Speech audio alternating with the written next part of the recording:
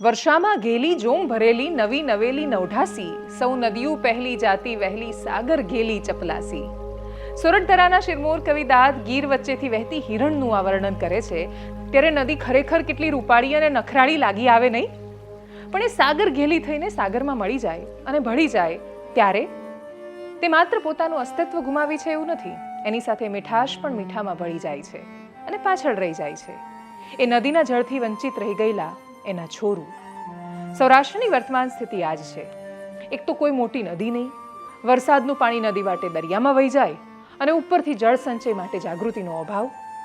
એવામાં રાજકોટ ખાતે ગીર ગંગા પરિવાર ટ્રસ્ટ જળ સંચયને જીવનનું માધ્યમ અને મિશન બનાવીને કામ કરી રહ્યું છે. એમના કાર્યોની માહિતી, એમના મિશનની માહિતી વધારેમાં વધારે લોકો સુધી પહોંચે અને વધુમાં વધુ લોકો જનભાગીદારી થકી જળ સંચયના કામ કરતા થાય, એ માટે અમે છેક રાજકોટ જઈને આ ટ્રસ્ટના લોકો સાથે વાત કરી છે. પાણી, આમ વિચારીએ તો પાણીનું શું મહત્વ છે, પાણીને કઈ રીતે સમજી શકાય. માણસ જ્યારે જન્મે છે ત્યારે એની શરૂઆત એક ચમચી પાણી દ્વારા ગળથૂથવીમાં પીએ છે. મરે ત્યારે ગંગાજળ સ્વરૂપે પાણી એક ચમચી પીએ છે. આખી જિંદગી માણસ જન્મે અને મરે ત્યાં લગી પાણી વાપરા જ કરે છે, વાપરા જ કરે છે, વાપરા જ કરે છે. આ કુદરતની પ્રસાદીને બચાવવા માટે ક્યારેય માનવે વિચાર કર્યો? માણસની બોડીમાં 70% પાણી છે. વિશ્વમાં એક પણ એવો વ્યક્તિ પેદા નથી થયો કે જે પાણી બનાવી શકે. વિશ્વનું કોઈ પણ કામ લઈ લ્યો, નાનાથી માંડીને મોટું, કે જે પાણી વિના સ્ટાર્ટ થઈ પણ નહીં શકે. કોઈ પણ કામની શરૂઆતમાં પાણી જોશે જોશે ને જોશે.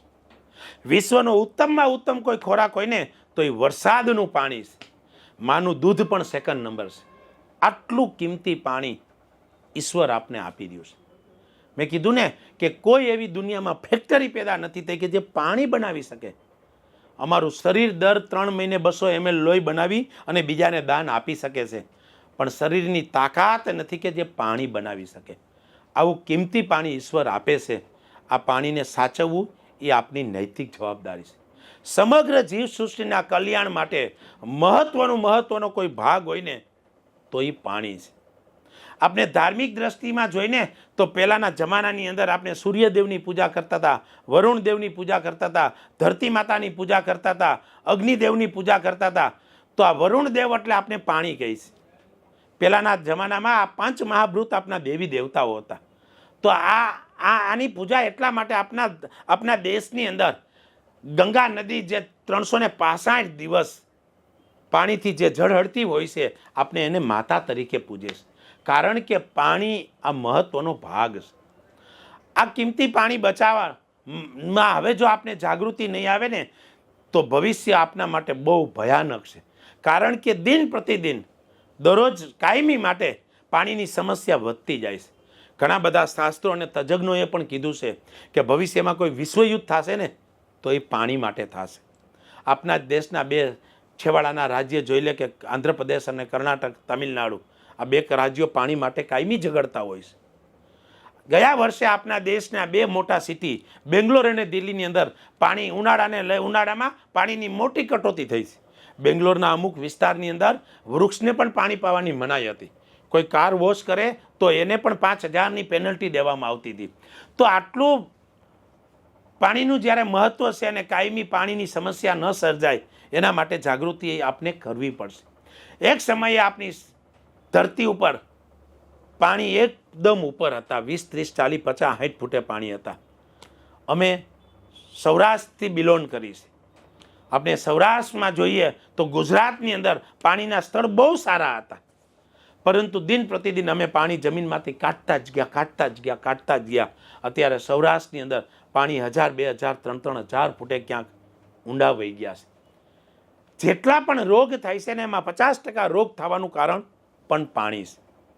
કારણ કે વરસાદનું પાણી આપણે રોકતા નથી અને નીચે જમીનમાંથી પાણી કાઢી પાણી ક્ષારવાળું, કડસું, મોડું, ખરાબ, TDX વાળું આવું ખરાબ પાણી આવી રહ્યું છે. આ હેલ્થને મોટું નુકસાન કરે છે. દરેક સમસ્યા માટે કોઈ અગત્યનો પાક છે તો એ પાણી છે. તો ઈશ્વર આપની ઘરે દેવા આવે છે. ગુજરાતના 2 ભાગ કરવામાં આવે, એક ગુજરાત અને એક સૌરાષ્ટ્ર. ગુજરાતમાં મોટી 4 નદી છે, તાપી, મહીસાગર, નર્મદા, સાબરમતી, પણ સૌરાષ્ટ્રમાં એક પણ નદી નથી. ગુજરાતની ધરતી પણ રેતાળ અને માટીવાળી છે, સૌરાષ્ટ્રની ધરતી પથાળ અને ડુંગરાળવાળી છે. સૌરાષ્ટ્રને ટોટલ આપણે એમ કહીએ કે ગુજરાતને 1600 કિલોમીટર દરિયો મળ્યો છે, એમાંથી 1200 કિલોમીટર તો ખાલી સૌરાષ્ટ્ર પાસે છે. 1200 કિલોમીટરનો દરિયો નજીક છે, જમીન પથાળ અને ડુંગરાળ છે. સૌરાષ્ટ્રમાં 40-50 ઇંચ વરસાદ પડે છે, પરંતુ 80% પાણી દરિયામાં વહી જાય છે. આ પાણી રોકવું એ ખૂબ જરૂરી છે. આ પાણી ન રોકાવાના હિસાબે આપણે જમીનને ઉલેચી રહ્યા છે અને આખું સૌરાષ્ટ્ર અત્યારે નર્મદા ઉપર નિર્ભર થઈ ગયું છે. નર્મદા ડેમમાં જેટલું પણ પાણી આવે છે ને એનું 98% પાણી મધ્યપ્રદેશમાંથી આવે છે.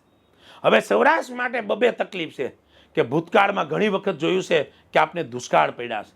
સૌરાષ્ટ્રમાં હવે દુષ્કાળ પડશે ને તો સૌરાષ્ટ્રની જનતા સહન નહીં કરી શકે, પરંતુ મધ્યપ્રદેશમાં દુષ્કાળ પડશે ને તોય સૌરાષ્ટ્રની જનતા સહન નહીં કરી પડે. મેં કીધું કે એક સમયે આપણી ધરતીમાં જ્યારે 40-50 ફૂટે પાણી હતા, છતાં પણ સૌરાષ્ટ્રની ધરતી 1986, 87, 88નો દુષ્કાળ સહન નહોતા કરી શક્યા. અત્યારે તો પાણી 1000-2000 ફૂટે છે. હવે દુષ્કાળ પડશે તો આપણી હાલત શું થશે? પહેલા દુષ્કાળમાં જ્યારે રાહત કામ ત્યાં નાના મોટા ચેકડેમ અને તળાવો બન્યા, ત્યાર પછી આપણા રાજ્યના મુખ્યમંત્રી જે ખેડૂતના દીકરા કેશુભાઈ પટેલે આ વિષયમાં બહુ ખૂબ સરસ કામ કર્યું. ન ભૂતો ન ભવિષ્ય, સૌરાષ્ટ્રની અંદર લાખો ચેકડેમ બનાવી દે. ત્યાર પછી સૌરાષ્ટ્રમાં થોડીક સધરતા આવી. દરેક સમસ્યાનો જળ છે તો એ પાણી છે. જો પાણી છે તો પશુઓને ખોરાક મળે છે, પાણી છે તો પંખીઓને ચણ મળે છે. પૂરતું પાણી હોય ને તો આ દેશના પશુ પંખી જીવજંતુ કોઈ પણ વ્યક્તિ ભૂખ્યો નહીં રહી શકે.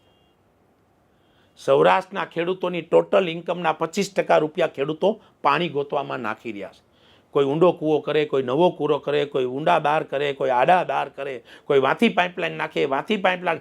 ખેડૂતોના રૂપિયા પાણી ગોતવામાં જાય છે. જો સૌરાષ્ટ્રના ખેડૂતોને પૂરતું પાણી મળી જાય ને તો આપણા દેશના 140 કરોડ જનતાના પેટ ભરી શકાય એટલું અનાજ પેદા કરવાની તાકાત આપણી ધરતીમાં પણ છે અને આપણા સૌરાષ્ટ્રના ખેડૂતોમાં પણ છે. પણ સૌરાષ્ટ્રની મોટામાં મોટી કોઈ તકલીફ હોય ને તો એ પાણી છે. આ પાણી માટે આપણા દેશના વડાપ્રધાન પણ ખૂબ ચિંતિત છે. ગયા 9મા મહિનાની 6 તારીખે સુરતની અંદર જળ સંચયનો એક મોટો પ્રોગ્રામ કરી અને ઓનલાઈન દેશના 650 કલેક્ટરને જોઈન્ટ કરી માનનીય વડાપ્રધાન સાહેબે 30 મિનિટ લગી એક જ વિષય ઉપર ભાર દીધો કે આપણે વરસાદનું પાણી કેમ રોકી શકાય. એને દેશની જનતાને 2 સૂત્ર આપ્યા, જળ સંચય, જન ભાગીદારીથી, કે લોકોની ભાગીદારીથી જળનું સંચય થવું જોઈએ, અને કેચ ધ રેન. પરંતુ આપણા દેશ માટે એક સારા, જે આપણા ગુજરાતના ભારતીય જનતા પાર્ટીના પ્રમુખ પાટીલ સાહેબ, CR પાટીલ સાહેબ આપણા દેશના કેન્દ્રના જલ મિનિસ્ટર બન્યા છે. એની દીર્ઘ દ્રષ્ટિ આ વિષયને લઈ અને ગતિ આપી રહી છે. માનનીય CR પાટીલ સાહેબ પણ આ વિષય ઉપર પૂર્ણ રીતે વજન આપી અને લોકોમાં અવેરનેસ આવે એવો પ્રયત્ન કરી રહ્યા છે. એને સમાજમાં જાગૃતિ આવે. દરેક જિલ્લા વાઇઝ કલેક્ટરને એક સરસ મજાનું પોર્ટલ આપ્યું કે આ વર્ષે જેટલા પણ જળ સંચયના નાના મોટા કામ થાય તો એમાં એને સ્ટોર કરવા, જેથી ખ્યાલ આવે કે કઈ સિટીમાં, કયા જિલ્લામાં કેટલું જળ સંચયનું કામ થઈ રહ્યું છે. મિત્રો, આ પાણી જો આપણે રોકશું નહીં ને તો આપની ભવિષ્ય બહુ અંધકારમય દેખાઈ રહ્યું છે. એના માટે જોઈએ તો એક માનસિકતા એવી બંધાઈ ગઈ છે કે હું ખેડૂતનો દીકરો અને એક ખેડૂત આગેવાન બન્યો. જ્યારે અમે ગામડાના પ્રવાસમાં જઈને તો ગામડાઓની અંદર લોક ભાગીદારીથી ગામોએ ઘણા બધા સેવાના કાર્યો કર્યા હોય.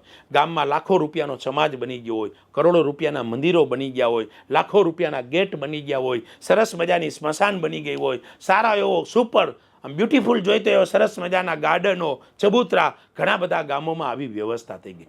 એમાં સરકારે ક્યારેય એક પણ રૂપિયો નથી આપ્યો. પણ જ્યારે પાણીની વાત થાય ત્યારે નાનાથી માંડી, મજૂરથી માંડી અને ગામના આગેવાન લગી દરેક વ્યક્તિની એક જ સાયકોલોજી છે કે આ કામ સરકાર કરશે. જનરલ અમે ગામની મિટિંગ લેતા હોય અને ગામને પ્રશ્ન કરીને મેં બતાવ્યા એવા 4 કામ અને એક્સ્ટ્રા અમે પાણી, તો પહેલી શું જરૂરિયાત છે તો બધાએ એમ બોલશે કે અમારે પાણી જોઈશે. પરંતુ વાત સરકારની જોઈ રહ્યા છે. આ ડેમને પાણી ઊંડું થવાનું મેન મોટામાં મોટું કોઈ કામ હોય ને, કારણ હોય ને તો બસ આ જ છે કે બસ આ કામ સરકાર કરશે. તો આ વિષય માટે જાગૃતિ માટે ગીર ગંગા પરિવાર ટ્રસ્ટ, જે અમારી આ સંસ્થા છે, એનું એક ને એક માત્ર કામ હોય ને તો કે વરસાદી પાણી કેમ રોકવું. એના માટે અમારી સંસ્થા લોક જાગૃતિનું મોટું કાર્ય કરી રહ્યું છે. અમારી ઈચ્છા છે કે સૌરાષ્ટ્રની ધરતીમાં પાછા પાણીના સ્તર 30-40-50 ફૂટે કેમ આવી શકે. એના માટે અમે ગામડે ગામડે જઈ અને લોકોને સમજાવીએ છીએ કે આ જ મોટું કાર્ય છે. આપણા દેશના વડાપ્રધાને કીધું છે વિશ્વની અંદર મોટામાં મોટું કોઈ દાન હોય ને તો એ જલદાન છે. પાણીની અંદર કોઈ પણ વ્યક્તિ 1 લાખ રૂપિયો વાપરે ને તો એ રાષ્ટ્રને 1 કરોડનો ફાયદો છે. અમે લોકોને સમજાવી છીએ કે છોકરાના જન્મદિવસની યાદીમાં આપણે ડેમ બનાવી શકીએ. આપણી દીકરા દીકરીના લગ્નની યાદીમાં પણ આપણે ડેમ બનાવી શકીએ. દીકરીને કરિયાવરમાં પણ જે તે ગામમાં આપણે ડેમ આપી શકીએ.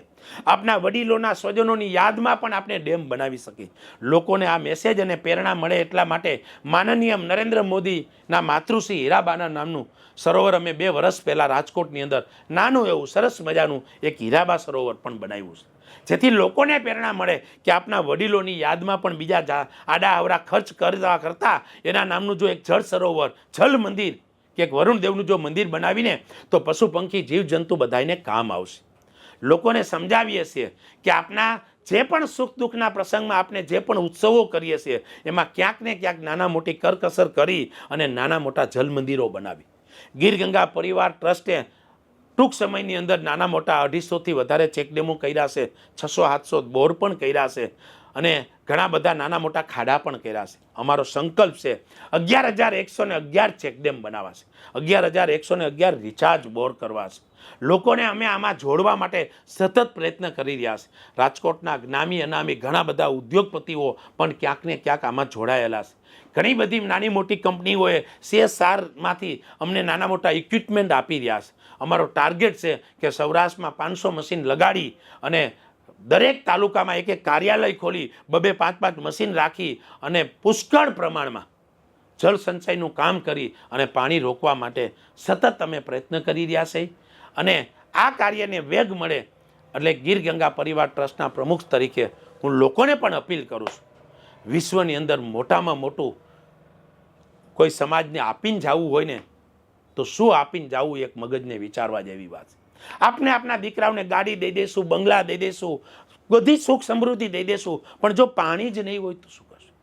દુનિયાની દરેક ફેસિલિટી વિના ચાલશે, અનાજ વિના નહીં ચાલે. એ અનાજ પેદા કરવા માટે મહત્વનો કોઈ ભાગ હોય ને તો એ પાણી છે. આ પાણી આપણે બચાવવાનું છે. ઘણા બધા સમાજના લોકોને હું વિનંતી કરું છું, કેટલા બધા લોકો સમાજને બતાવે છે, મોટો બંગલો લઈ અને સમાજને બતાવે, મોટી ગાડી લઈ અને સમાજને બતાવે, મોટું ફાર્મ હાઉસ લઈ અને સમાજને બતાવે, મોટા પ્રસંગો કરી અને સમાજને બતાવે. તો હું વિનંતી કરું છું કે ઈશ્વરને બતાવવા જેવું એકાદું કાર્ય તો આપણે કરવું જોશે ને.